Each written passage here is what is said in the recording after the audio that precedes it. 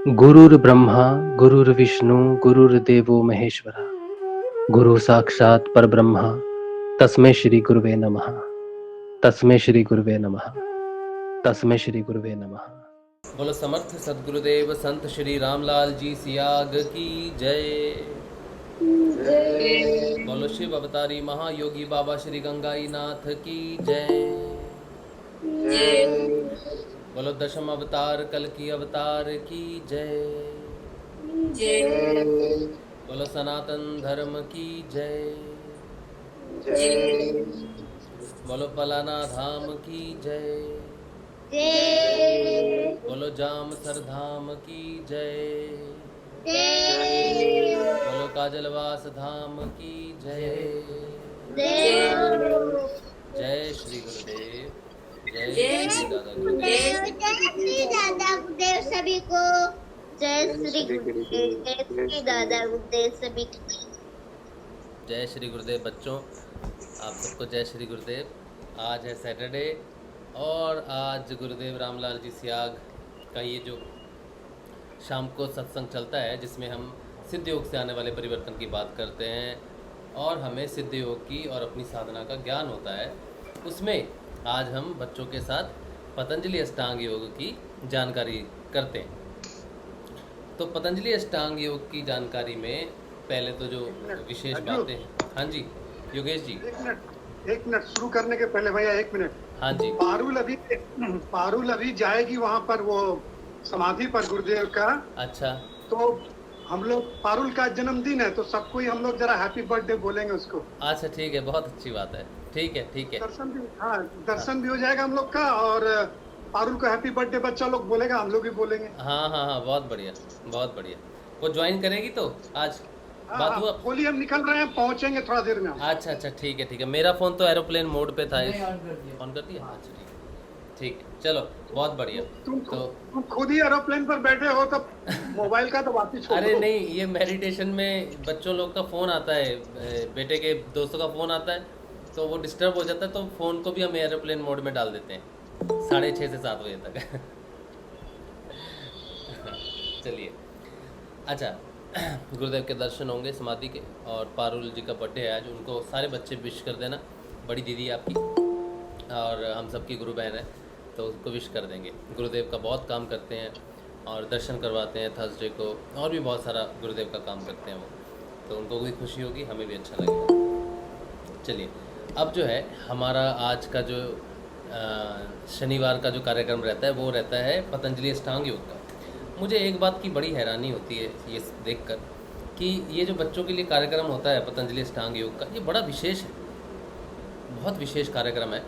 और इस जब बच्चों को हम सिखा रहे हैं तो मैं जब थोड़ी सी उसकी जानकारी लेता हूँ, बच्चों को पढ़ाने से पहले थोड़ा सा पढ़ लेता हूँ, एक बार किताब पढ़ लेता हूँ, पढ़ने के बाद जो बोलता हूँ वो अलग होता है, क्योंकि गुरुदेव ही हैं जो बच्चों को पढ़ाते हैं, बताते हैं, ज्ञान देते हैं, वो सब कुछ देते हैं। मैंने पतंजलि एक बार पढ़ा, आप सबके साथ पढ़ा था, बहुत अच्छा मुझे उससे ज्ञान प्राप्त हुआ अपनी साधना के बारे में। अब जब मैं बच्चों को साथ कर रहा हूँ तो मुझे उससे कई ज़्यादा गुना उस चीज़ के बारे में पता चल रहा है, बहुत विशेष मुझे पता चल रहा है। लेकिन आप सब, मैंने देखा है कि नॉर्मल सेशंस जब होते हैं तब आप सब की संख्या रहती है अच्छी खासी, लेकिन बच्चों का जो सेशन होता है उसमें संख्या नहीं रहती आपकी। आप सोचते हो कि सिर्फ बच्चों के लिए है पतंजलि अष्टांग योग। ये बहुत बड़ी अपॉर्चुनिटी है हम सब के लिए, सबके लिए बहुत बड़ी अपॉर्चुनिटी है कि ये कार्यक्रम, सैटरडे का कार्यक्रम जो है, ये ज़रूर देखें। और शॉर्ट भी होता है, समय भी कम लगता है और बहुत महत्वपूर्ण जानकारी इसमें मिलती है। ठीक है, तो बच्चों के साथ आप भी रुकिए, ये सिर्फ बच्चों का नहीं है, हम सभी बच्चे हैं। पतंजलि अष्टांग योग के सामने हम सभी बच्चे हैं, कोई एक दो बच्चे नहीं हैं, सभी हैं। ठीक है, तो ये मेरा निवेदन है आपसे कि बाकी सेशंस में तो आप कल्टी मार लेते हो, ठीक है, लेकिन ये सेशन में प्रेजेंस रहेगी आपकी तो आपको लाभ होगा। अच्छा चलिए शुरू करते हैं। कहाँ गया? अच्छा बच्चों, हम लोग पढ़ रहे हैं पतंजलि अष्टांग योग। अष्टांग योग का अर्थ क्या है? हाँ, 8 अंगों वाला योग। 8 अंग कौन कौन से हैं?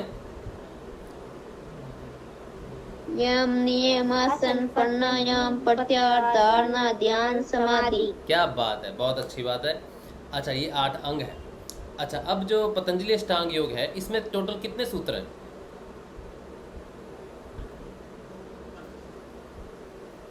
कितने सूत्र हैं टोटल? 195। अच्छा, ये अपने आप बोल रहे हो ना, इधर उधर से देख के बोल रहे हो? देखो, धोखा नहीं करना मेरे साथ। हाँ नहीं, कहीं पर नहीं देखा है। बहुत अच्छी बात है, बहुत अच्छी बात है। 195 सूत्र हैं। अच्छा, कितने पाद है इसमें टोटल? पाद मतलब अध्याय हैं अलग अलग। कितने? 4 चार अध्याय हैं। कौन कौन से? साधना पाद, विभूति पाद, कैवल्य पाद, समाधि पाद। हाँ, पहले समाधि पाद, फिर साधना पाद, फिर विभूति पाद, फिर कैवल्य पाद। ठीक है, अभी हम कौन सा कर रहे हैं? साधना समाधि पाद, पहला समाधि पाद। और समाधि पाद के कितने सूत्र कर लिए हमने? 4 हैं? 4? हाँ। 4 कौन कौन से 4 जरा बोलो तो। पहला सूत्र कौन सा था? अथ योगानुशासनम। हाँ, पहला था अथ योगानुशासनम, मतलब अब जो है योग शुरू होने का समय है, शुरू होता है योग। अच्छा, दूसरा था योग से चित्तवृत्ति निरोधः। हाँ, योगश्च चित्त वृत्ति निरोधः, यानी कि चित्त की वृत्तियों का निरोध ही योग है। योगश्च वृत्ति निरोधः। हाँ, और तीसरा कौन सा था?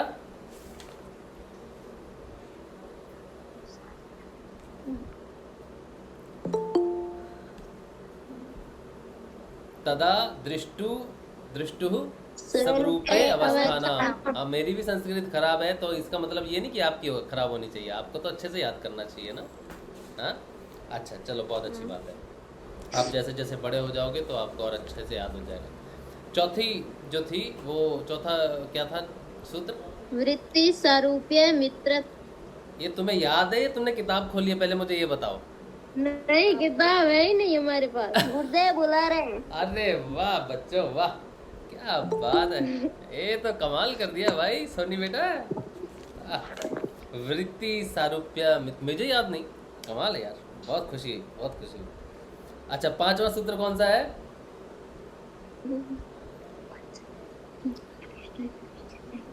पंचित क्लिष्ट अक्लिष्ट। ये ना कोई चीटिंग चल रही है, तुम पहले अपना वीडियो ऑन करो। नहीं, चीटिंग नहीं है। वीडियो ऑन करो अपना। तुम लोग बदमाशी करोगे ना, तुम लोग बदमाशी नहीं करना मेरे साथ। अच्छा, वीडियो ऑन रखो अपना। चलो, ऑनलाइन क्लास में टीचर भी बोलती है ऑन रखने के लिए। तुम लोग का कोई भरोसा नहीं है मुझको। हाँ नहीं बोलेंगे। अच्छा, ठीक है, चलो। वृत्त्यः पंचतः क्लिष्ट अक्लिष्ट। ये चौथा, ये तो 5वां है। चौथा था वृत्ति सारूप्य मित्र, हाँ वो हो गया। 5वां है वृत्त्यः पंचतः क्लिष्ट अक्लिष्ट।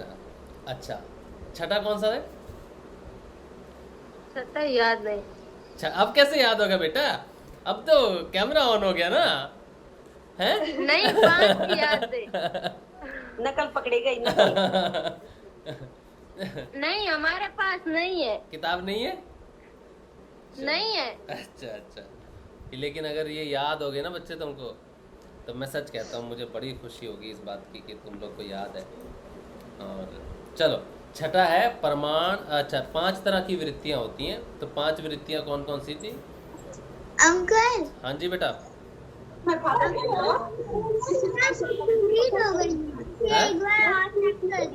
क्या बोल रहे हो?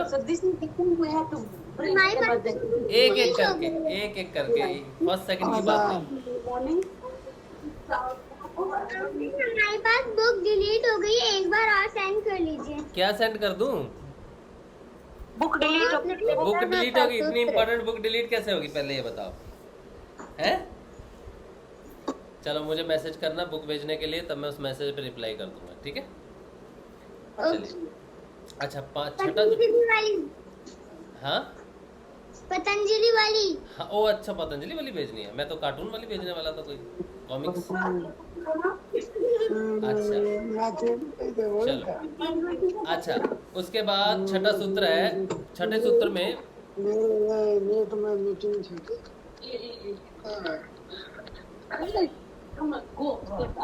अच्छा, कमल छेत्री जी अपना वीडियो, अपना ऑडियो बंद रखिए, आवाज़ आ रही है। अच्छा, जो छठा सूत्र है वो है 5 तरह की जो वृत्तियां होती हैं उनके नाम हैं प्रमाण, विपर्यय, विकल्प, निद्रा और स्मृति।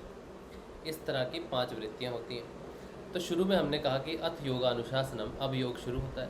दूसरे में पढ़ा कि योग सचित्त वृत्ति निरोधा, चित्त की वृत्तियों का निरोध योग है।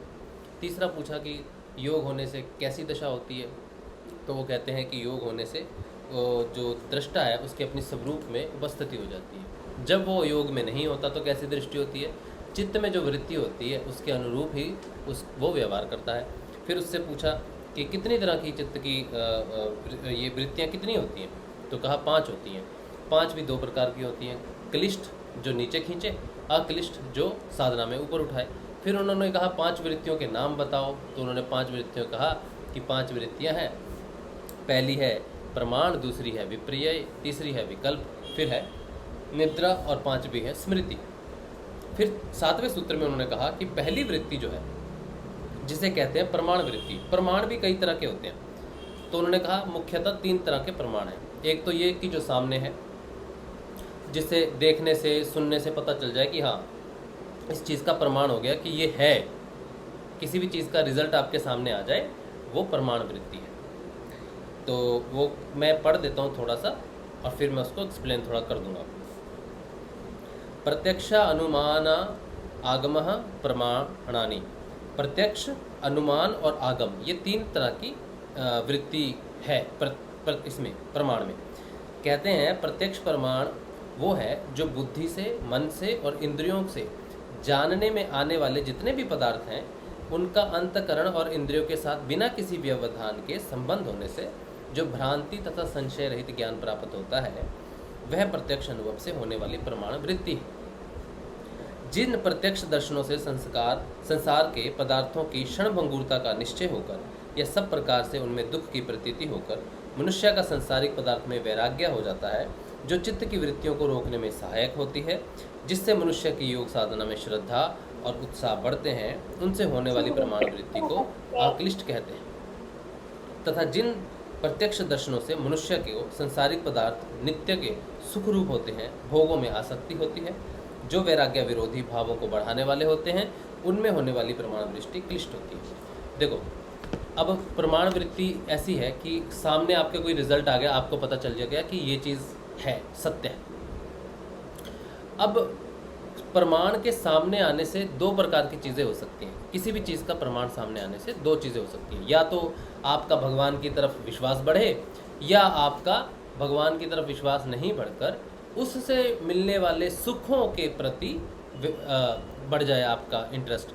जैसे आपने योग साधना के बारे में आपको पता चला कि योग साधना है, फिर योग साधना आपने की भगवान की तरफ बढ़ने के लिए। योग साधना के दौरान आपको कुछ चीज़ें प्राप्त होनी शुरू हो जाती हैं, जिन्हें सिद्धियां कहते हैं।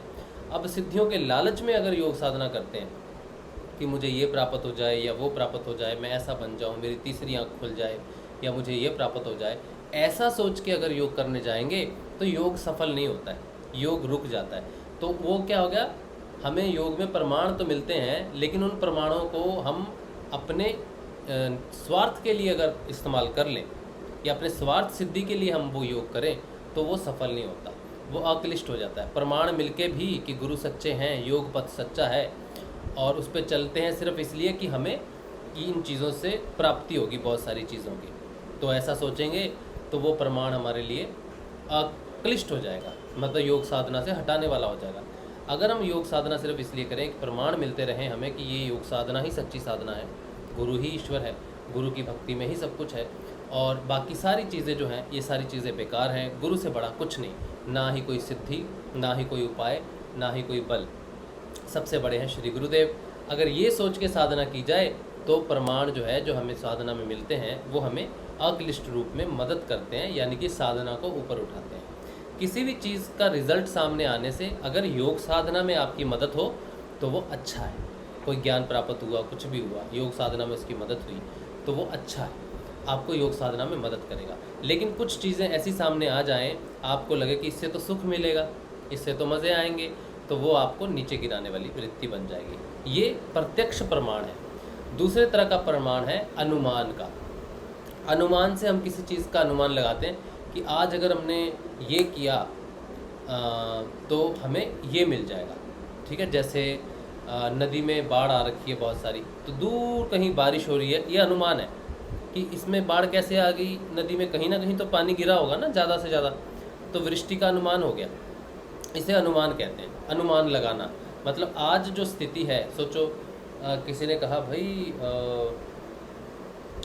तुम अगर यहाँ पहुँचे हो तो ये, अगर तुम क्लास 12 में पहुँचे हो तो ऑब्वियसली क्लास 11 करके आए हो, अनुमान लगाया, हाँ भाई करके आए हैं।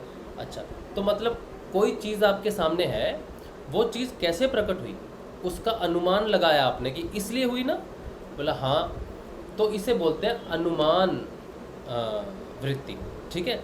अब अगर इस अनुमान से आपको किसी प्रकार से योग साधना में, भगवान में रुचि लगती है, योग में रुचि लगती है, तो ये अच्छा अनुमान लगाया आपने। अगर किसी अनुमान से आपको भ्रम प्रकट हो जाए या आपको योग साधना से भटक जाओ आप, तो वो जो प्रमाण है, वो जो अनुमान है, वो आपको साधना से गिराने वाला, भगवान से दूर करने वाला, यानी कि कनिष्ठ। तो प्रमाण भी दो तरह के हो सकते हैं। एक प्रमाण जो मिल जाए आपको कि गुरुदेव सत्य हैं, ये हुआ, इससे प्रमाण मिला आपको और आपकी रुचि बढ़ गई, ठीक है। एक प्रमाण मिल गया कि गुरुदेव सच्चे हैं, ये दे सकते हैं, वो दे सकते हैं, और उसमें आपका संसारिक सुखों में मोह पड़ गया कि गुरुदेव तो भोग भी देते हैं भैया, मोक्ष के साथ साथ गुरुदेव तो ये भी देते हैं, वो भी देते हैं, तो उसलिए साधना करने चले गए, तो वो क्लिष्ट हो गई। तो प्रमाण आपको गुरुदेव के मिलेंगे ईश्वर होने के। क्योंकि उसने स्वार्थ करा। हाँ जी, क्योंकि उसने स्वार्थ करा। हाँ, स्वार्थ करा।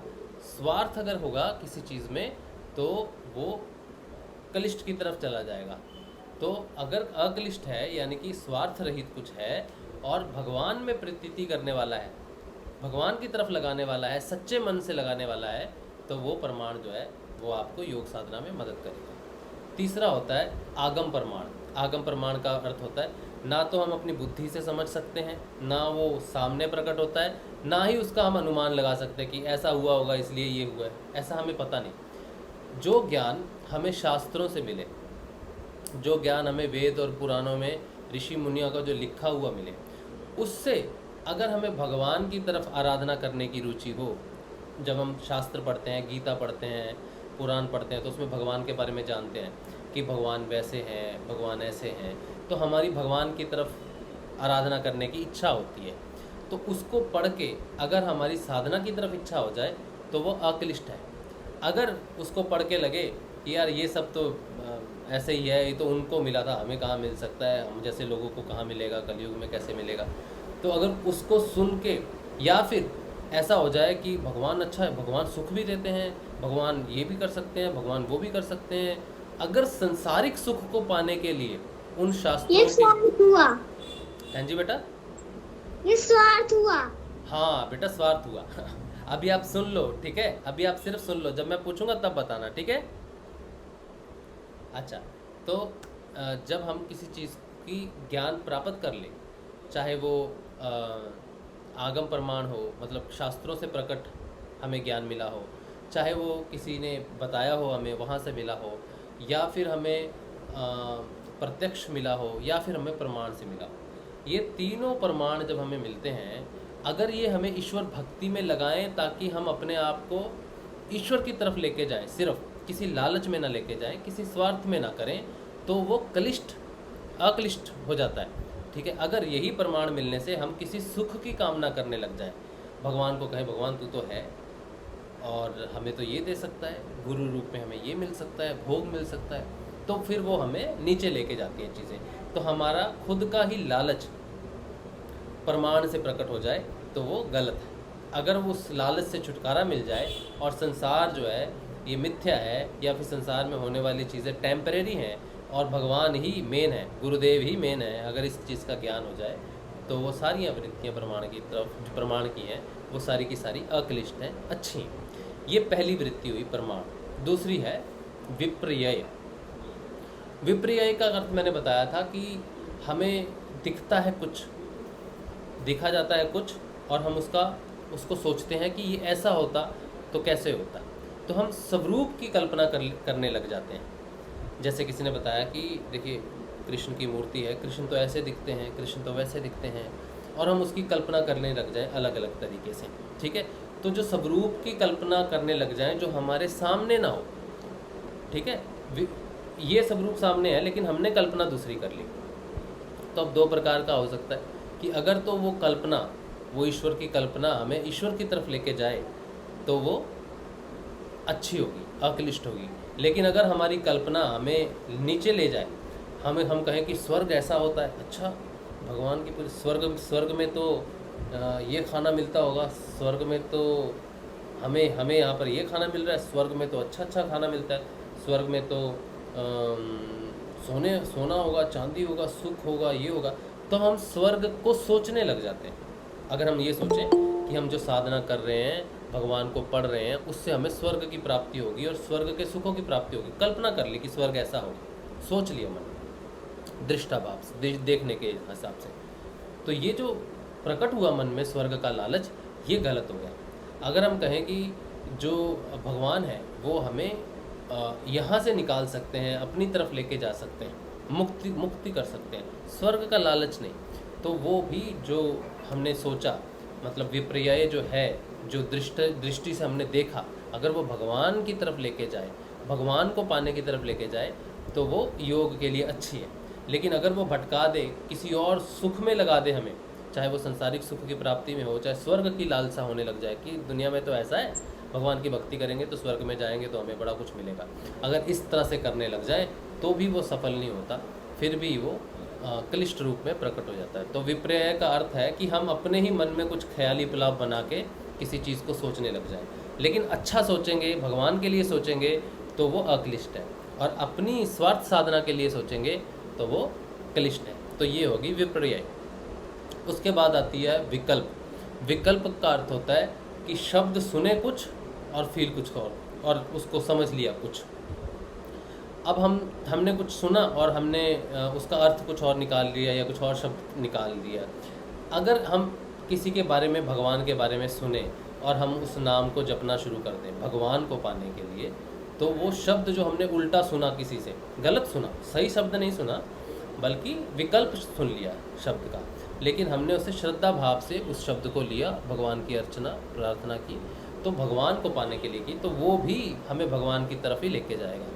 लेकिन अगर हमने कोई शब्द जो सुना वो असल में नहीं था और हमने वो किसी कल्पना अपने स्वार्थ के लिए करने के लिए कोशिश की, उस शब्द से हमने अपने की स्वार्थ सिद्धि करने की कोशिश की, तो वो हमें उल्टा ही पड़ेगा, ठीक है। तो ये भी मूल रूप से हम किसी भी चीज़ को चाहे कल्पना में देख लें या कल्पना में सुन लें या फिर हम इमेजिन कर लें या गलत सुन लें, अगर हम उसे ईश्वर प्राप्ति की तरफ लेके जाने वाली चीज़ समझें तो वो हमारे लिए अक्लिष्ट है। अगर हम उसे अपने संसार के भोगों के लिए या स्वर्ग के भोग के लिए, मृत्यु के बाद के भोग के लिए साधना करने की कोशिश करें या उस चीज़ को यूज़ करने की कोशिश करें, तो वो क्लिष्ट रूप में प्रकट होती है। तो ये विकल्प है, ठीक है। तो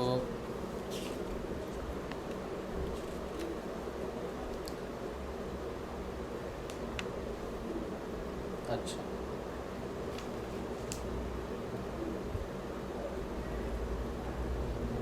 ठीक है, ये थोड़ा इजी था सब कुछ, तो मैंने इसको ज़्यादा डिटेल में नहीं बताया, सब एक ही जैसी हैं, बस देखना और सुनना दो अलग वृत्तियाँ, प्रमाण सामने आने वाली वृत्ति है।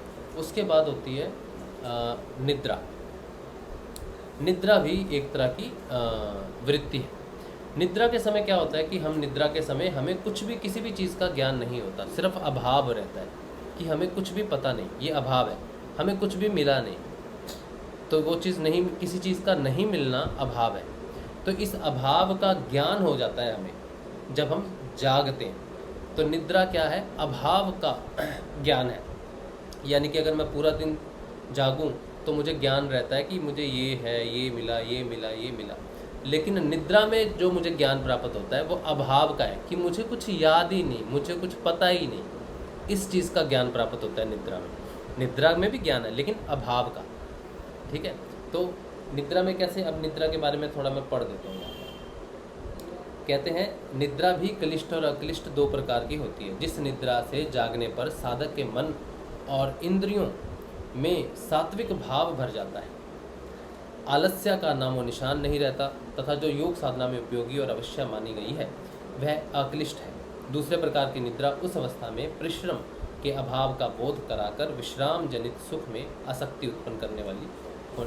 अभी निद्रा से अगर आपको लगे कि हाँ शरीर तंदुरुस्त हो गया, अब योग साधना करेंगे, जिस निद्रा से शरीर में पूर्ति हो जाए, स्वस्थ हो जाए शरीर, और मन स्वस्थ हो जाए कि अब निद्रा हो गई है, काम हो गया, अब हम जो है योग साधना करेंगे, अब हम ध्यान करेंगे, तो वो जो निद्रा हुई वो अच्छी निद्रा हुई, वो योग साधना में अक्लिष्ट रूप से निद्रा प्रकट हुई। लेकिन जिस निद्रा से जागने के बाद हम कहें और सुबह 6 बज गए, अभी भी मुझे नींद आ रही है, थोड़ा और सो लेते हैं, बाद में कर लेंगे साधना, जो निद्रा और भी आलस्य बढ़ा दे और भी आपको डुबो दे निद्रा के अंदर में, वो निद्रा क्या हुई, आपको योग से दूर करने वाली जो निद्रा है वो क्लिष्ट निद्रा हुई। तो निद्रा दो प्रकार की है, एक तो जिसके जागने के बाद सात्विक भाव, मन में ऊर्जा हो, योग साधना करने की इच्छा प्रबल हो, और दूसरी निद्रा कहे सो जा भैया, बाद में कर लेना, शाम को कर लेना या दोपहर को कर लेना, ऐसी निद्रा क्या हुई, क्लिष्ट हुई, योग से दूर करने वाली। ठीक है, अब उसके बाद आती है स्मृति। स्मृति का अर्थ होती है याददाश्त। हमने जो भी देखा, सुना या जिस चीज़ का भाव महसूस किया वो हमारी याददाश्त में रहती है। अगर कोई हमें पुरानी चीज़ याद आ जाए और हमारा मन प्रसन्न कर दे और वो हमें योग साधना गुरुदेव की तरफ लगा दे, तो वो स्मृति हमारे लिए अच्छी हो, तो योग साधना में मदद करने वाली हो। लेकिन कोई स्मृति ऐसी प्रकट हो जाए जो हमारे मन को दुखी कर दे, यार उसका तो ऐसे हुआ था, मेरा तो ऐसे हुआ, पहले तो कभी हुआ नहीं, या ये नहीं है, मेरा भी नहीं होगा, तो उस स्मृति को सोच के अगर हम योग साधना ना करें या उस स्मृति को सोच के हम निराश हो जाएं भगवान प्राप्ति की तरफ, या कहें कि भगवान कुछ नहीं है, वो तो ऐसा था, किसी स्मृति के बल पर अगर हम ये डिसाइड करें कि मुझे साधना करनी है या मुझे साधना नहीं करनी है, तो वो दो प्रकार की होगी, क्लिष्ट और अक्लिष्ट। जो स्मृति आपके मन में उत्साह को भर दे, आपके मन में ईश्वर प्राप्ति की इच्छा करते, या गुरु की तरफ आपका रास्ता दृढ़ कर दे, याद आ गया आपको, गुरुदेव के दर्शन हुए थे, बड़ा आनंद आया था, गुरुदेव को याद करने लग गए, ध्यान करने लग गए, या फिर कोई पुरानी मेडिटेशन में आपको बहुत अच्छे दर्शन हुए, मुझे दर्शन हुए थे इसलिए मुझे रोज़ ध्यान करना है, मुझे वो पर्टिकुलर आसन लगा या मुझे पर्टिकुलर प्राणायाम हुआ था, वो स्मृति आ जाए, या मुझे वो दर्शन गुरुदेव के हुए थे या किसी भगवान के दर्शन हुए थे, इसीलिए मुझे रोज़ साधना करनी चाहिए। जो स्मृति आपको रोज़ की साधना में बढ़ावा दे, वो स्मृति आपके लिए अक्लिष्ट है। जिस स्मृति से आपको लगे यार नहीं यार, योग साधना करने से तो मेरे को ये प्रॉब्लम हो जाता है, वो हो जाता है, ये हो गया, वो हो गया, क्रियाएं बंद नहीं होती, ये है वो, बहुत सारी कई बार किसी को समस्याएं लगने लगती हैं, तो वो अपनी स्मृति, पुरानी स्मृति को जानकर याद करके अभी साधना नहीं करेगा। अब नहीं मैं करता साधना, अब मैंने छोड़ दिया साधना। बहुत लोग साधना इसलिए छोड़ देते हैं क्योंकि उनकी पुरानी स्मृतियाँ जो हैं वो सामने आ जाती हैं। तो ऐसी स्मृतियाँ जो योग से दूर करें वो क्लिष्ट हैं, और ऐसी स्मृतियाँ जो योग की तरफ लगाएं वो अक्लिष्ट हैं। तो 5 प्रकार की स्मृतियाँ होगी, उनका वर्णन हो गया। यहाँ तक आपके पास जो है 11 सूत्र हो गए। पहले समाधिपात के 11 सूत्र हो गए, जो बहुत आसान है, और मेरे ख्याल से जब आप धीरे धीरे बड़े होगे, धीरे धीरे इन चीज़ों को समझोगे तो आपको आसानी रहेगी समझने में कि चित्त क्या है। चित्त के बारे में मैंने आपको बताया था कि चित्त क्या चीज़ है। फिर चित्त की वृत्तियों के बारे में हमने जाना। चित्त की वृत्तियाँ 5 प्रकार की होती हैं। 5 वृत्तियों के 2 रूप होते हैं, क्लिष्ट, अक्लिष्ट, और हर 3 गुणों के अंदर 5 वृत्तियाँ रहती हैं। तमस में भी 5 वृत्तियाँ, रजस में भी 5 वृत्तियाँ, और सतब में भी 5 वृत्तियाँ रहती हैं, बस उनके रूप बदल जाते हैं। तो पहले तमस टूटता है तो उसके अनुसार की वृत्तियाँ रजस में बदल जाती हैं। वही रजस टूट जाता है तो वही 5 वृत्तियाँ सतब में बदल जाती हैं। तो हमारे सामने वो बार बार चुनौती आती है, लेकिन रूप बदल के आती है। ठीक है, तो वो स्मृति है तो वो तमस में भी आएगी, फिर वो रजस में भी आएगी, फिर वो सत्व में भी स्मृति आएगी। ठीक है, तो ये आती रहती है जब तक हमें असंप्रज्ञात समाधि प्रकट नहीं होती। असंप्रज्ञात समाधि क्या है? हाँ जी, आपने पिछले सैटरडे में कहा था कि हमारे ये 3 ही गोले होते हैं। हाँ। और इनमें 5 स्मृतियाँ होती हैं।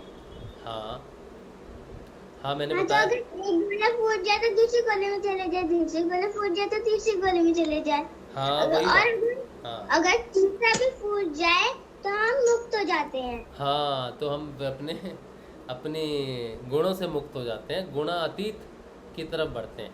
तो तीनों वृत्तियों से मुक्त होना ही हमारा लक्ष्य है। बिल्कुल सही बात है बेटा, बिल्कुल सही बात है, बहुत अच्छी। अच्छा, तो ये हमने 11 सूत्र पढ़ लिए। यहाँ तक हमें वृत्तियों का पता चल गया। ठीक है, अब बात तो ये होती है कि हम में ये वृत्तियाँ तो हैं, ठीक है, अब इन वृत्तियों से बचा कैसे जाए, इन वृत्तियों को समझा कैसे जाए कि कौन सी वृत्ति मुझ पे हावी होती है, या कौन सी वृत्ति मुझे परेशान करती है, या कौन सी वृत्ति से मैं गुजर रहा हूँ। अगर मुझे पता भी चल जाए तो मैं उससे बाहर कैसे निकल सकता हूँ। हाँ, तो उन्होंने कहा बाहर निकलने के 2 उपाय। पहला उपाय है, कहते हैं अभ्यास, और दूसरा कहते हैं वैराग्य। तो उन्होंने एक सूत्र बनाया, उसका नाम दिया अभ्यास वैराग्याभ्यम तन्निरोधः। कहते हैं इन चित्त की वृत्तियों का अगर रोकना है, अगर इनका निरोध करना है तो 2 चीज़ों से कर सकते हैं, एक अभ्यास और दूसरा वैराग्य। तो वो कहते हैं कि चित्त की वृत्तियों को हमेशा के लिए रोकने के लिए अभ्यास करना चाहिए और वैराग्य, ये 2 उपाय करने चाहिए। चित्त वृत्तियों का प्रवाह परंपरागत संस्कारों के बल से संसारिक भोगों की ओर चल रहा है, उस प्रवाह को रोकने का उपाय वैराग्य है और उसे कल्याण मार्ग में ले जाने का उपाय अभ्यास है। अब इसमें देखो कोई मुश्किल बात नहीं है, मैं इसको आपको समझा देता हूँ कि इन वृत्तियों को हम बार बार, अभ्यास का अर्थ होता है कोई एक चीज़ रोज प्रैक्टिस करना। तो हम रोज क्या प्रैक्टिस करते हैं, रोज क्या करते हैं, अभ्यास किस चीज़ का कर रहे हैं बोलो? है नियमित ध्यान और नाम जाप, ये हमारा डेली का अभ्यास है। ठीक है, तो एक उपाय हमें पता चल गया। दूसरा उपाय क्या है? वैराग्य। वैराग्य क्या होता है ये मैं आपको बताऊंगा। पहले पारुल दीदी से बात कर लेते हैं, उनसे पूछते हैं कि वो कैसी हैं, कहाँ हैं, और उनको जो है, पारुल जी। हाँ जी, जय गुरुदेव। जय श्री गुरुदेव। आपको पहले तो बच्चे आपको कुछ कहना चाहते हैं। हाँ जी, हाँ जी बच्चों, माइक ऑन करो। जय श्री गुरुदेव। जय श्री गुरुदेव। चलो पारुल दीदी को आज विश करो, उनका जन्मदिन है। Happy birthday, happy birthday, happy birthday dear Parul, happy birthday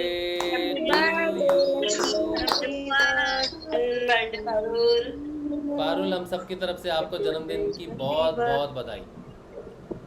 Parul दीदी आपको जन्मदिन की बहुत बहुत बधाई हो। पारुल मैं आपको एक बात बताऊं, अपने मन की, आपको अपने मन की बात बताता हूँ। आज सुबह मेडिटेशन के बाद मेरे मन में आपके लिए एक भाव प्रकट हुआ कि छोटी बहन के लिए कुछ गिफ्ट देना है, लेकिन मुझे पता नहीं था कि आपका जन्मदिन है आज। तो मैंने गुरुदेव से कहा, मैंने कहा गुरुदेव पारुल बहन को पता नहीं मन में क्यों कुछ गिफ्ट देने का मन आ रहा, लेकिन मुझे सच्ची पता नहीं था। तो मैंने अपनी बीवी से बोला नहीं, तो मैं कुछ गिफ्ट सिलेक्ट करने लग गया, वैसे ही सुबह देखने लग गया। लेकिन इससे पहले कि मैं इसे बताऊं तो हम दोनों में थोड़ी सी नोकझोंक हो गई, तो वो बात वहीं पे रह गई है। और शाम को योगेश जी ने बताया कि आज पारुल का बर्थडे है, तो हम सब की तरफ से ना हम आपको कोई गिफ्ट भेजेंगे, क्योंकि ये मैंने डिसाइड नहीं किया, मेरे मन में सुबह मेडिटेशन के बाद ही आया। ठीक है, नहीं उसकी कोई नहीं, हम सब की तरफ देखो, मैंने पहले कहा कि मैं झूठ नहीं बोलता पारुल, सबसे पूछ लो, मैं झूठ नहीं बोलता।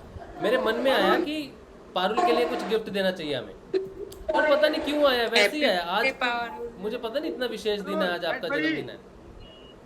तुम्हारे लिए कैडबरी पारुल।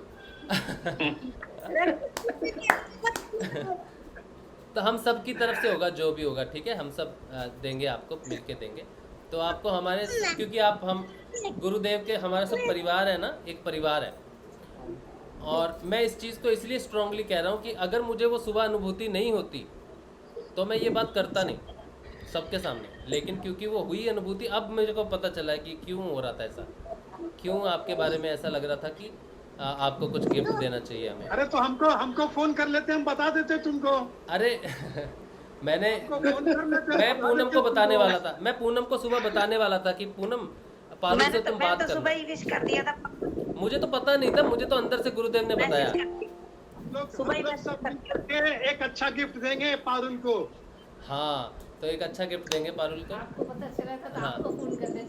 हाँ, आपको पता चला तो आपने हमें नहीं बताया। पारुल क्या पहनी हो?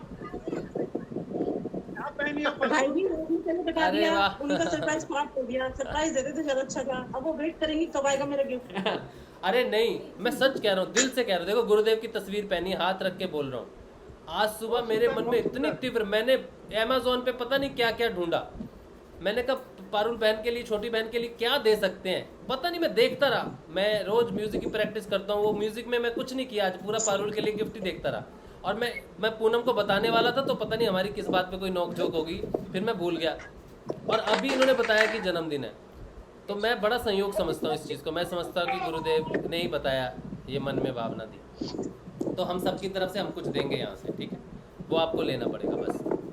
अच्छा चलो, अब गुरुदेव के दर्शन जो हमें रोज होते हैं, जिसके लाभ होते हैं, आज भी हम सब यही कहते हैं, गुरुदेव से यही प्रार्थना करते हैं कि गुरुदेव आप पारुल की साधना को जो है वो उच्चतम शिखर तक लेके जाएं, और पारुल की सहायता से जो हम सबको इतने दर्शन होते हैं, सबको मेन इवेंट्स पे दर्शन होते हैं, ये बने रहें हमेशा। पारुल स्वस्थ रहे, अच्छी रहे, और उसकी साधना बहुत अच्छी चले, उसको पूर्णता की प्राप्ति हो, और उसको बहुत बहुत बहुत बहुत सुखी जीवन आगे उसका चलता रहे। यही हम शुभकामना सारे करते हैं श्री गुरुदेव से आपके लिए।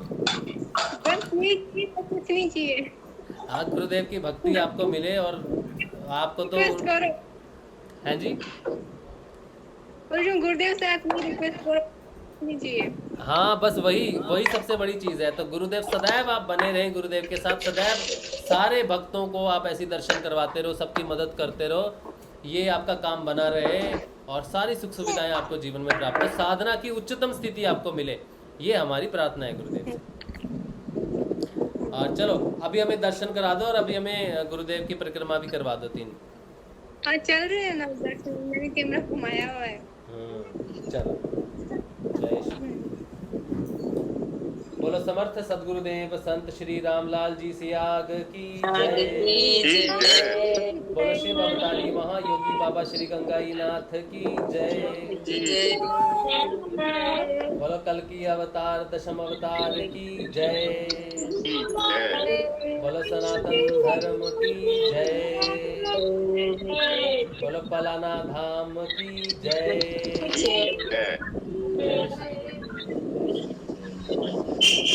परिक्रमा करवा दो।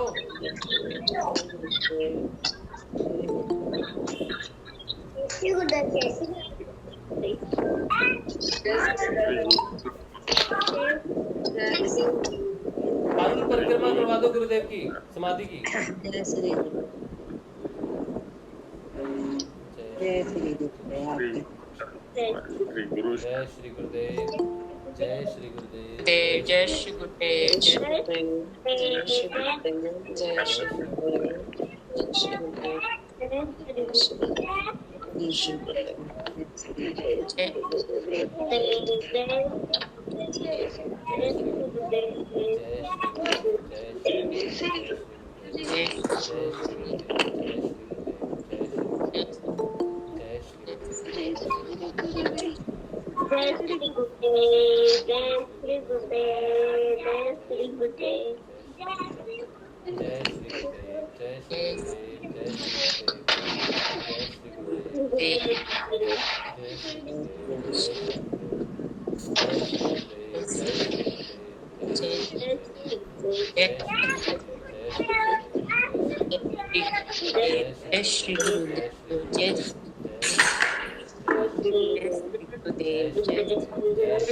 बोलो समर्थ सदगुरुदेव संत श्री रामलाल जी सियाग की जय।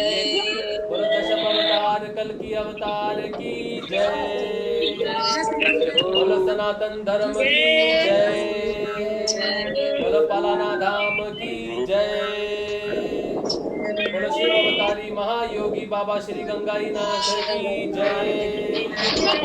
जय श्री गुरुदेव जय जय श्री गुरुदेव जय श्री दादा बहुत क्या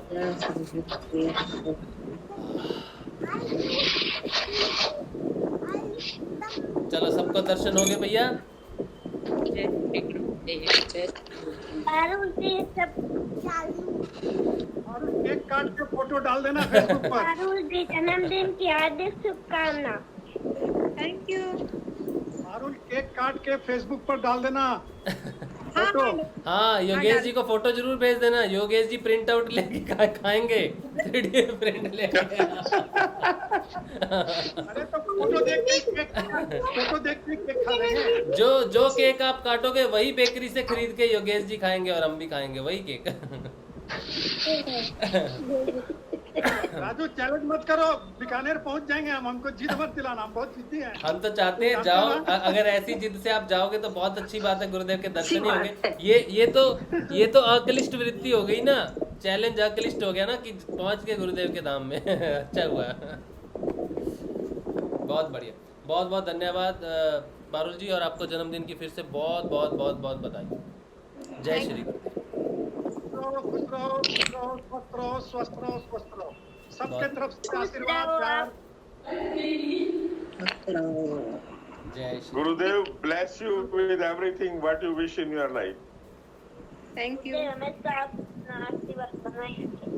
सदैव खुश रहो बेटा।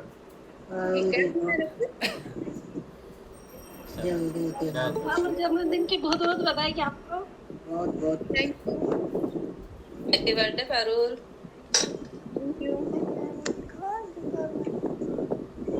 पारुल भाई मैसेज कर दिया था तुम्हें, हैप्पी बर्थडे टू यू। हाँ आया था मेरे पास, मैंने देख लिया। हाँ हैप्पी बर्थडे पारुल, जन्मदिन की ढेरों शुभकामनाएं। Thank you. ठीक है फिर अभी मैं रखती हूँ। ठीक है पारुल, ठीक है। चलो दीदी आपको सायन दीदी आपको आपकी दीदी हार्दिक शुभकामनाएं। पर छोड़ दीजिए का किस लिए बोल रही है अल्लाह सेशन की बात। चलो ये बहुत अच्छी बात होगी कि सुबह जो मुझे अनुभूति हुई थी उसके बारे में आज मुझे पता चल गया कि क्यों ऐसा लग रहा था कि एक छोटी बहन को गिफ्ट देने के लिए मन बन रहा था बहुत। ये पता चला कि उसका जन्मदिन है आज, लेकिन ये गुरु कृपा है, मैं तो यही मानता हूँ।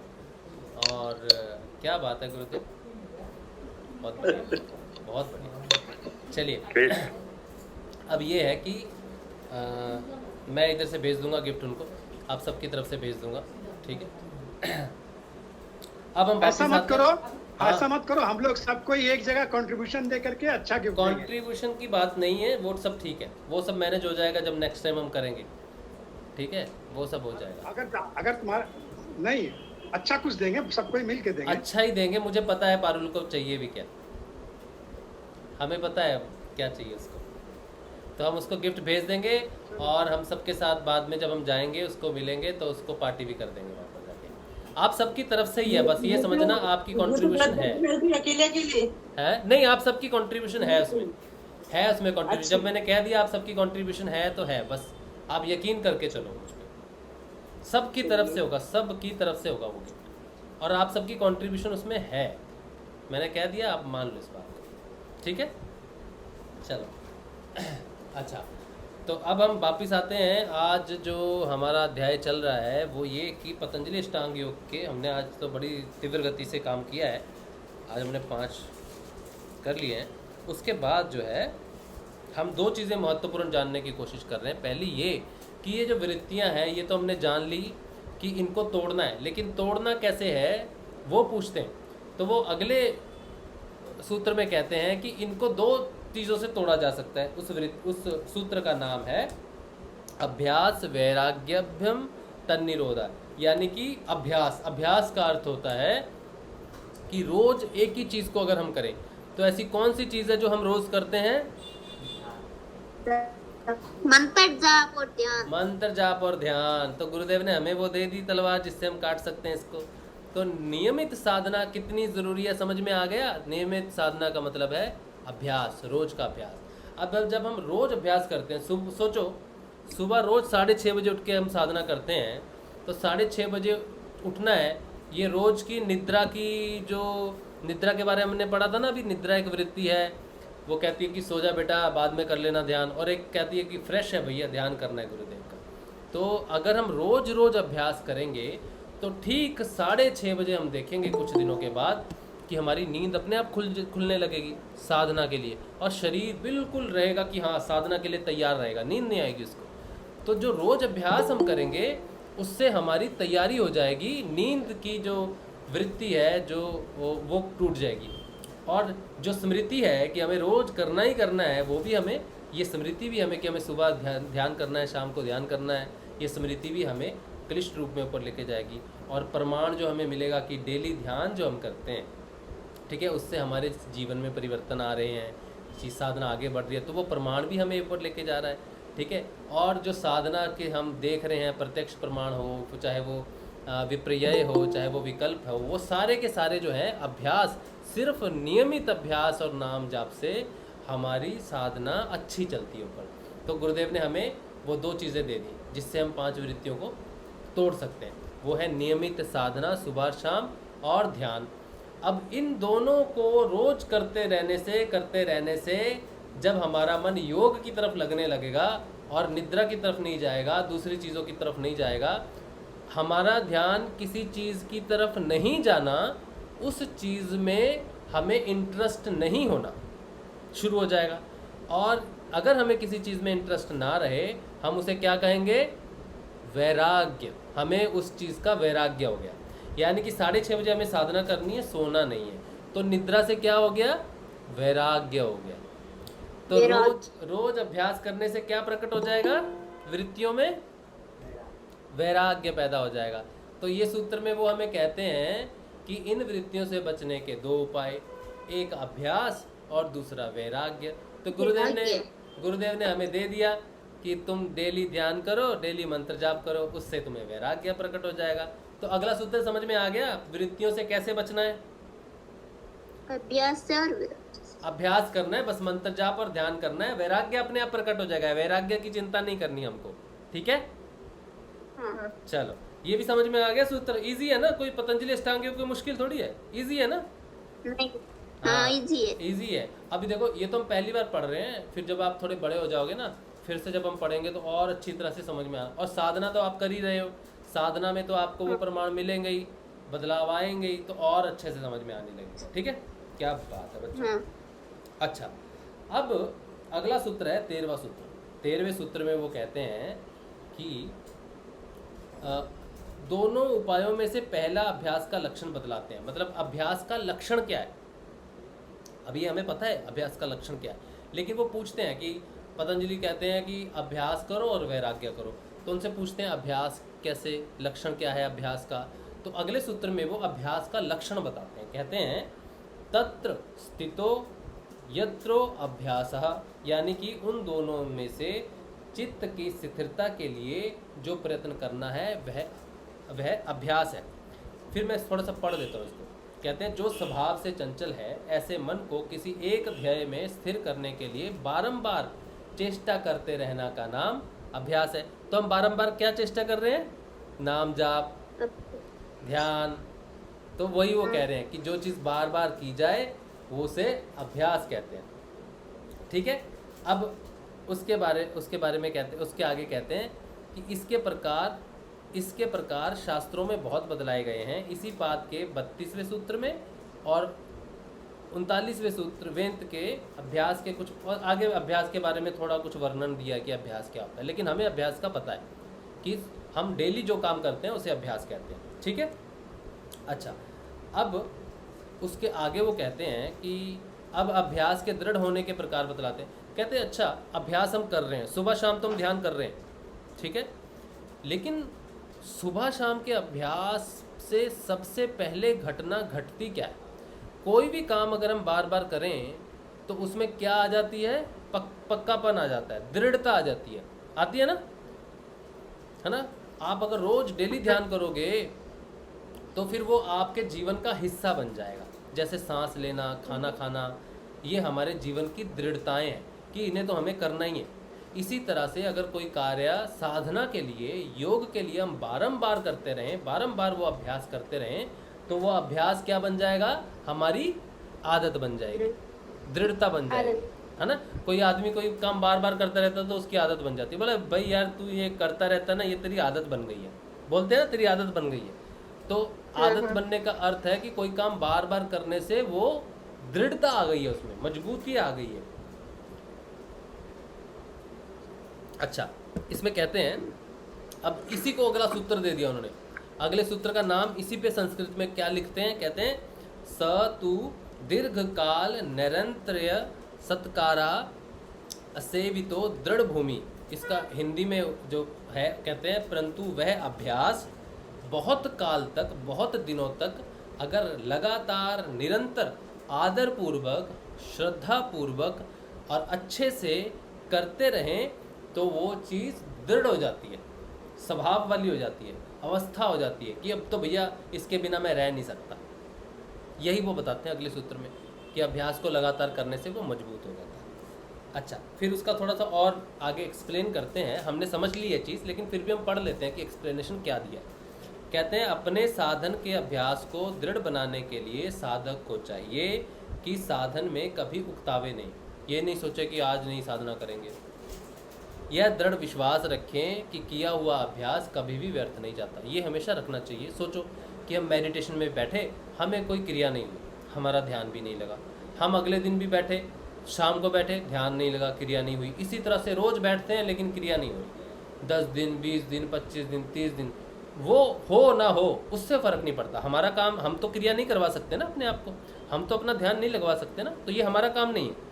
हमारा काम क्या है, ध्यान में बैठना और नाम जाप करना। जो हमारा काम है वो हमें करते रहना चाहिए। ये नहीं देखना चाहिए कि उधर से ध्यान लग रहा है या क्रिया हो रही है कि नहीं हो रही है। इसीलिए साधना में, साधन करते समय अगर ऐसी स्थिति प्रकट हो जाए कि कभी ध्यान ना लगे, 5 दिन, 6 दिन, या कभी कोई क्रिया ना हो, तो हमें उस चीज़ से उकताना नहीं है, उस चीज़ से मुंह नहीं मोड़ना है, बल्कि उसका अभ्यास करते रहना है, करते रहना है, करते रहना है। और ऐसी स्थिति प्रकट होती है जब तक अभ्यास दृढ़ नहीं होता, तब तक हो सकता है ऐसी स्थिति कई बार प्रकट हो। तो जब जब ये स्थिति प्रकट हो कि हमें लगे यार साधना में कुछ फ़र्क नहीं पड़ रहा, कुछ बदलाव नहीं आ रहा, क्या कर रहे हैं क्या नहीं कर रहे हैं, ये भावना आने नहीं देनी। उसको करते जाना है, गुरु का आदेश मान के सुबह शाम बैठते जाना है, करते जाना है, ध्यान नाम जाप करते रहना है। यही ये बताते हैं कि अभ्यास को दृढ़ करने के लिए, अभ्यास को मजबूत करने के लिए कभी भी साधना में कोई व्याधि आए तो उससे उकताना नहीं, उससे मुंह नहीं मोड़ना।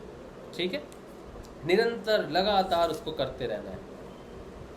अच्छा, उसके बाद 15वें सूत्र में कहते हैं कि अब वैराग्य के लक्षण आरंभ करते हुए पहले अपर वैराग्य के लक्षण बतलाते हैं। तो वो कहते हैं कि देखो, अगर हम डेली अभ्यास करेंगे ना तो हमें वैराग्य प्रकट होगा चीज़ों के लिए, मतलब साधना के प्रति हमारा भगवान की तरफ मन लगने लगेगा। और संसार में जो चीज़ें, जैसे कोई कहता ना पैसा कमाना है, कोई कहता कि मैंने ये पाना है, कोई कहता मैंने ये करना है, वो करना है। तो संसार में कुछ चीज़ें पाने वाली जिसके पीछे हम बेकार में भागते हैं, उन चीज़ों से हमारी रुचि हट जाती है कि ये क्या है। हम अपना जीवन बिताएंगे अच्छे से, ना हम झूठ बोलेंगे, ना किसी से ईर्ष्या करेंगे, ना राग करेंगे किसी चीज़ के लिए, ना गलत काम करेंगे। ये सद्बुद्धि आ गई, मतलब कि दूसरे कामों में, गलत कार्यों में वैराग्य प्रकट हो गया। ये कैसे हुआ? ये डेली ध्यान से ही हुआ, उसी से परिवर्तन आया। ठीक है, अब वो कहते हैं कि ये वैराग्य जो है ये 2 प्रकार का हो सकता है। एक तो अपर वैराग्य कहते हैं और दूसरा होता है पर वैराग्य, उसको परम वैराग्य भी कहते हैं। ठीक है, तो अभ्यास से जो वैराग्य प्रकट होगा वो हमारी बुरी चीज़ों में रुचि कम हो जाने को ही वैराग्य कहते हैं। और वैराग्य 2 प्रकार का होता है, अपर वैराग्य और पर वैराग्य। तो वो क्या कहते हैं इसके बारे में? कहते हैं दृष्टा अनुश्रविक विषय वितृष्णस्य वशीकार संज्ञा वैराग्यम। कहते हैं देखे और सुने हुए विषयों में सर्वथा तृष्णा रहित चित्त की जो वशीकार नामक अवस्था है वह वैराग्य है। इसको मैं थोड़ा पढ़ के आपको बताता हूँ तो थोड़ा इजी लगेगा। अंतकरण और इंद्रिय के द्वारा प्रत्यक्ष अनुभव में आने वाले इस लोक के समस्त भोगों का समाहार यहाँ दृष्ट शब्द में किया गया है, और जो प्रत्यक्ष उपलब्ध नहीं है, जिनकी बढ़ाई वेद शास्त्र और भोगों का अनुभव करने वाले पुरुषों से सुनी गई है, ऐसे भोग्य विषयों का समाहार अनुश्रविक शब्दों में किया गया है। उपर्युक्त दोनों प्रकार के भोगों से जब चित्त भली भांति तृष्णा रहित हो जाता है, जब उसको प्राप्त करने की इच्छा सर्वथा नाश हो जाती है, और ऐसी कामना रहित चित्त की वशीकार नामक अवस्था विशेष है, वह अपर वैराग्य। उनका कहने का अर्थ है कि कुछ भोगों के बारे में हमने सुन रखा है किसी से कि ऐसा होता है जीवन में, ऐसा मिलता है, ये होता है, वो होता है, और कुछ हमने देख रखी हैं चीज़ें कि ये सुख है, ये इसको ऐसे पाया जा सकता है। तो देखी हुई और सुनी हुई खुशी या फिर संसार से जुड़ी हुई चीज़ों से जब हमारा मोह उठ जाता है, इच्छा नहीं होती, ठीक है, ज़रूरी नहीं, कोई ज़रूरी नहीं है कि इसके लिए हम कोई गलत काम करें, कोई ज़रूरी नहीं इसके लिए हम झूठ बोलें, कोई ज़रूरी नहीं इसके लिए हम किसी से घृणा करें, ईर्ष्या करें। होगा तो होगा, नहीं होगा तो ईश्वर की इच्छा है। जब ऐसी स्थिति बन जाती है चित्त की, उसे कहते हैं वैराग्य प्रकट हो गया उस चीज़ के लिए। चित्त ऐसी अवस्था में आ जाने का नाम ही है कि चित्त हमारे वश में हो गया। अब चित्त उन चीज़ों के भागता नहीं पीछे, चित्त का काम ही है बेकार चीज़ों के पीछे भागना। अगर बेकार चीज़ों में इंटरेस्ट खत्म हो जाए, इसका मतलब है कि चित्त को हमने थोड़ा सा कंट्रोल में कर लिया, उसको वैराग्य का कपड़ा पहना दिया, ठीक है, इसे कहते हैं वैराग्य। अब कहते हैं पर वैराग्य क्या होता है। अच्छा, चित्त को बोल दिया भाई ये नहीं चाहिए, वो नहीं चाहिए, चित्त कहता मुझे इन चीज़ों के पीछे नहीं भागना, ये तो अपर वैराग्य। लेकिन पर वैराग्य क्या होता है? कहते हैं पर वैराग्य होता है तत्परम पुरुष खयातेर गुण वैतृष्णयम। पुरुष के ज्ञान से जो प्रकृति के गुणों में तृष्णा का सर्वथा अभाव हो जाना है, वह पर वैराग्य। देखो, ये तो होगी वृत्तियाँ जो होती हैं, जो इच्छाएं होती हैं, उनकी इच्छा खत्म हो जाती है, इच्छाएं खत्म हो जाती हैं। लेकिन अगर तीनों गुणों से मुक्त हो जाए चित्त, जो हमने कहा था ना, तमस है, रजस है, सत्व है, तीनों गुणों से अगर हम मुक्त हो जाएं, वैसी स्थिति में पहुंच जाएं, तो उसको बोलते हैं पर वैराग्य, परम वैराग्य। वही मेन है, वही मेन है। तो पहले शुरुआत अभ्यास से करेंगे, अभ्यास से हमारी जो बेकार की चीज़ें हैं उनसे मन हट जाएगा, उसको बोलेंगे अपर वैराग्य। और फिर जब बार बार अभ्यास करते रहेंगे तो जो तीन गुण हैं, सत्व गुण, रजस गुण और तमस गुण, इन तीनों गुणों से भी हमारी वृत्तियां हट जाएंगी, दूर हो जाएंगी, तब हम हो जाएंगे परम वैराग्य की स्थिति में। बेटा वो बहुत दूर की बात है, लेकिन जान के रखो कि दो प्रकार के होते हैं। पहला लक्ष्य है वैराग्य, दूसरा लक्ष्य है परम वैराग्य, लास्ट, ठीक है। तो ये है, आज के लिए हम इतना ही करेंगे। इसमें ये अपने 16 सूत्र हो गए, ठीक है, 16 सूत्र हो गए। इन 16 सूत्रों को अगले सेशन में हम रिपीट करेंगे, समझने की कोशिश करेंगे। बहुत सिंपल है, अभी तक कुछ भी ऐसा नहीं है जो मुश्किल हो, समझ में ना आए, ठीक है। समझ में नहीं आएगा तो हम उसको थोड़ा धीरे कर लेंगे। ये समझ में आने वाली चीज़ें थी, इसलिए आज हमने 10 सूत्र निपेट दिए एक साथ, ठीक है, ईजी था इसलिए। तो समझ में आ रहा है कि नहीं आ रहा है? समझ में आ रहा है मैं क्या बोल रहा हूँ? कोई ऐसा तो नहीं कि कोई एलियन आ गया पता नहीं क्या बोल रहे हैं, ऐसा तो नहीं लग रहा किसी को? नहीं। चलो, तो ये जो 16 सूत्र हैं, इसको अगले शनिवार रिपीट करेंगे, और इसके साथ ही हम एक बड़ी महत्वपूर्ण सूत्र है इसके बाद, ज्ञान का सूत्र है कि ज्ञान कैसे प्रकट होता है, वो सारी चीज़ें, ठीक है, उसके बारे में हम बात करेंगे। तो हमारा ऑलमोस्ट 16 सूत्रों के साथ पतंजलि अष्टांग योग आज के लिए यहीं पे रखते हैं, ठीक है। इसको हम रिपीट करते रहेंगे ताकि हमें समझ में आ जाए। समझ में जो चीज़ नहीं आएगी वो गुरुदेव पे छोड़ देंगे कि गुरुदेव समझा देना जैसे समझाना है। अच्छा, तो क्योंकि आज शनिवार है, आज हम सिर्फ बच्चों से बात करते हैं, कोई ख़ास क्वेश्चन हम नहीं लेते, इसीलिए आज और कोई चर्चा नहीं होगी, सेशन छोटा रहेगा। तो बच्चों को बाद में देखने से मदद मिलेगी, सहायता मिलेगी, समय खर्चा नहीं होगा, क्योंकि उनको पढ़ाई भी करनी होती है। तो आज का सेशन हम यही रखते हैं, कल सुबह मिलेंगे। अंकल, हाँ जी, हाँ जी, मुझे कुछ चीजें समझ नहीं आई थी इसमें। क्या चीज़ें नहीं समझ आई बेटे? मुझे निद्रा सूत्र, निद्रा निद्रा निद्रा निद्रा भी बेटा एक जो है वृत्ति है। अगर सोने के बाद और नींद आ जाएगी, आपको बोला और सोना है मुझे, साधना नहीं करनी है, तो वो क्या हुई? क्लिष्ट। अगर निद्रा से उठे और कहे भाई 6:30 बज गए, ध्यान करना है, सोना नहीं है अभी, ध्यान करना है, अगर ऐसा हो तो वो निद्रा क्या हुई? अक्लिष्ट हुई, क्योंकि उस निद्रा से शरीर को आराम मिल गया, अब वो साधना करना चाहता है।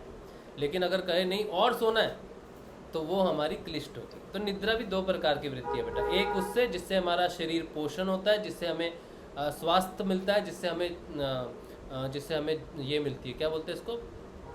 हाँ, निद्रा के जागने के बाद अगर हम अपने आप को चुस्त महसूस करें कि भैया ये काम करना है, वो काम करना है, तो वो अच्छी निद्रा हो गई। अगर निद्रा के बाद और निद्रा आए, तो इसका मतलब है कि भैया ये तो डुबोने वाला काम कर रही है निद्रा, साधना भी नहीं करने दे रही। तो निद्रा 2 प्रकार की है बेटा, ठीक है?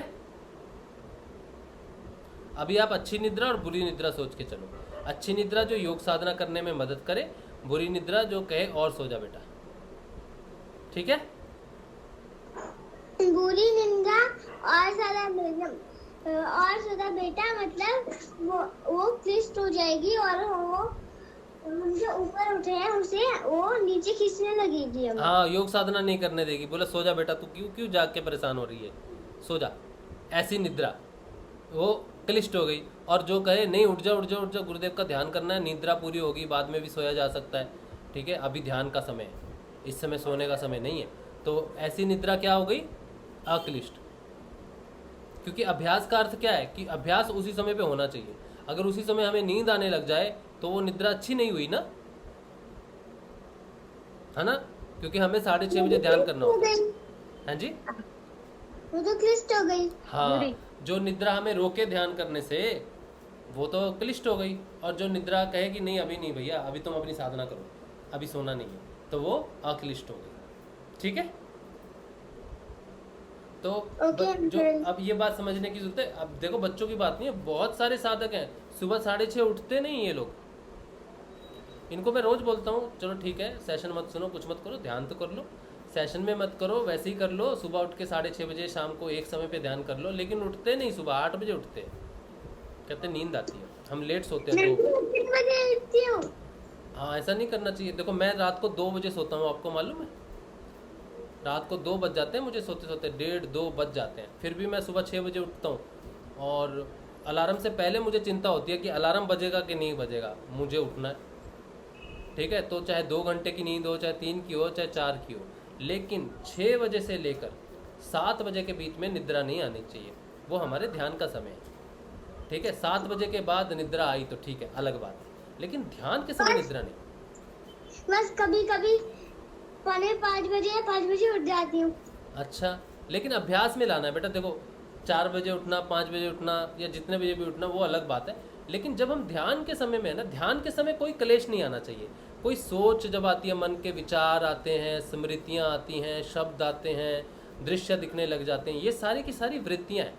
इसकी डिस्कशन हम करेंगे बाद में। ये जितनी भी वृत्तियाँ हमने पढ़ी है ना कि 5 प्रकार की वृत्तियाँ होती हैं, कैसे हमें परेशान करती हैं ध्यान के दौरान में, ये हम बाद में पढ़ेंगे, ठीक है? मैं आप बताएंगे। हम अभी तो सिर्फ जानकारी ली है, लेकिन ये कैसे कैसे आती हैं, कहाँ कहाँ आती हैं, ये हम बाद में डिस्कस करेंगे जरूर, ठीक है?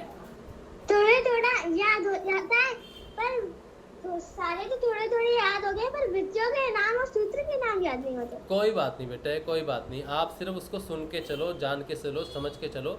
धीरे धीरे जब आप बड़े हो जाओगे तो आप उसको बार बार पढ़ोगे ना, तो आपको याद हो जाएगा। जब आप किसी दूसरे को बताओगे, पढ़ाओगे आगे, तो आपको जरूर याद हो जाएगी कुछ। सर गुरुदेव तो है ना हमारे साथ, वही हमें याद कराएंगे, वही हमें पढ़ाएंगे, ठीक है?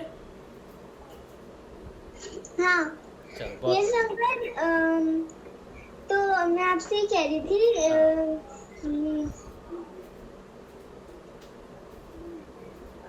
बताओ। 8 बजे उठ के 8 बजे के बाद भी मैं नहाती हूँ और फिर नहाने के बाद मैं ध्यान करती हूँ, उसके बाद नाश्ता करती हूँ। अच्छा, कोई बात नहीं बेटा, जिस समय भी तुम ध्यान करते हो, अगर सुबह तुम 8 बजे उठ के ध्यान करते हो तो वो रेगुलर ध्यान करना है, उसी समय रोज ध्यान करना है आपको, ठीक है? ध्यान ऐसा नहीं कि आज किया फिर कल नहीं किया, एक दिन किया दूसरे दिन किया, ऐसा नहीं। ध्यान रोज करना है, उसी समय पे रोज करना है, ये अभ्यास है। यही तो लिखा है ना उसमें कि अभ्यास करना है, रोज करना है, तभी काम होगा, नहीं तो नहीं होगा, है ना। नाम जपना है और अभ्यास का मतलब मेडिटेशन करना है कुछ भी हो जाए, खाना बाद में खा लेंगे लेकिन उस समय हमें साधना करनी है, ठीक है। हाँ, जब भी शनिवार होता है ना, हाँ। मेरी क्लास होती है, पूरी क्लास करने के बाद ही 8 बजे के बाद ही मैं खाना खाती हूँ, उससे पहले खाना नहीं खाती। हाँ बिल्कुल, अच्छी बात है, बहुत अच्छी बात है। चलो ठीक है, तो अभी के लिए जय श्री गुरुदेव आप सबको। कल मिलेंगे सुबह 6:30 बजे के ध्यान में। जय श्री गुरुदेव, जय श्री दादा, जय श्री गुरुदेव, जय श्री गुरुदेव, जय श्री दादा, जय श्री गुरुदेव, जय श्री गुरुदेव, जय श्री गुरुदेव, जय श्री गुरुदेव, जय श्री दादा गुरुदेव, जय श्री दादा गुरुदेव। जय श्री